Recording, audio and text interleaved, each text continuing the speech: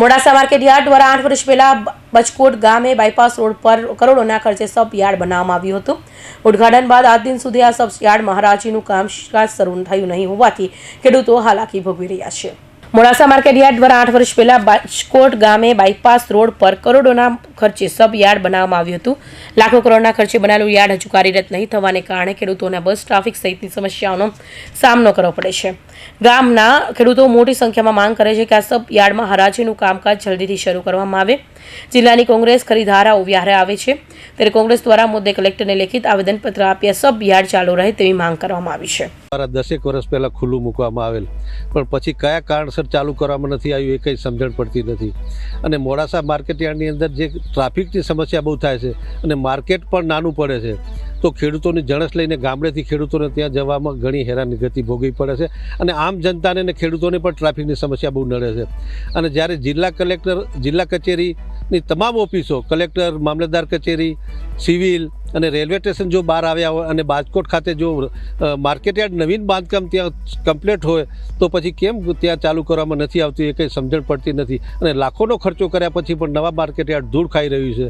તો મહેરબાની કરીને સરકારશ્રીને અમારી રજૂઆત છે કે આ વહેલી તકે આ કામકાજ ચાલુ કરે। જે તે વખતે માર્કેટ યાર્ડ બનાવવા પાછળનો ઉદ્દેશ એક હતો કે ટ્રાફિકની સમસ્યાઓમાં આ મોડાસાના આજુબાજુના વિસ્તારથી 4 કિલોમીટર ટ્રાફિકમાં કાપી અને ટ્રેક્ટર દ્વારા અથવા કોઈ પણ નાના સાધનો દ્વારા આપણે હરાજીમાં ત્યાં જવું પડતું હતું। ટ્રાફિકની સમસ્યાના કારણે પબ્લિક પણ હેરાન થતી હતી અને એ માલ આપણે ગણેશપુર વિસ્તારની અંદર ખાલી કરવા માટે પણ ખેડૂતને ત્યાં આવવું પડતું હતું અને એના બિલ લેવા માટે પણ પાછું માર્કેટ યાર્ડમાં જવું ન પડે।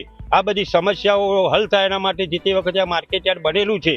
છેલ્લા 12 વર્ષ થઈ ગયા આપણા વડાપ્રધાનશ્રીના હસ્તે આનું ઓપનિંગ થઈ ગયેલું છે છતાં પણ આ ચાલુ થયું નથી। જો ચાલુ થાય તો ખેડૂતની જે સમસ્યાઓ છે એ સમસ્યાઓમાં થોડો ઘણો અંશે પણ સુધારો થશે। પ્રધાનમંત્રી દ્વારા 8 વર્ષ પૂર્વે અરવલ્લી જિલ્લાના મોડાસા માર્કેટ યાર્ડ અંતર્ગત બાજકોટ સબ યાર્ડનું ઉદ્ઘાટન કરવામાં આવ્યું। આટલો બધો સમયગાળો વીતવા છતાં આજ દિન સુધી આ સબ યાર્ડની અંદર હરાજીની પ્રક્રિયા શરૂ કરવામાં આવી નથી।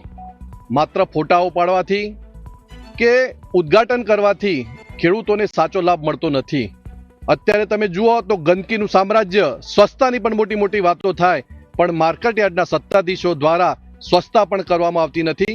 જો તાત્કાલિક ધોરણે આ માર્કેટ યાર્ડમાં હરાજીની પ્રક્રિયા શરૂ નહીં કરવામાં આવે તો આ જિલ્લાના અને તાલુકાના ખેડૂતોને સાથે રાખી ઉગ્ર આંદોલન ટૂંક સમયમાં કરવામાં આવશે। બાજકોટ સબ યાર્ડનું લોકાર્પણ 2017માં થયું પરંતુ જે તે વખતે સબ યાર્ડ જાહેર થયું એ વખતે વેપારી મિત્રોની હડતાલ થયેલી અહીંયા એપીએમસી મોડાસામાં અને જે તે વખતે એવું ઠરાવવામાં આવેલું કે ત્યાં આગળ નવા વેપારી લઈ અને ઓક્શન પ્રક્રિયા શરૂ કરવાની અને એ મુજબ હાલ છેલ્લા 8 વર્ષથી સબ યાર્ડ બંધ છે।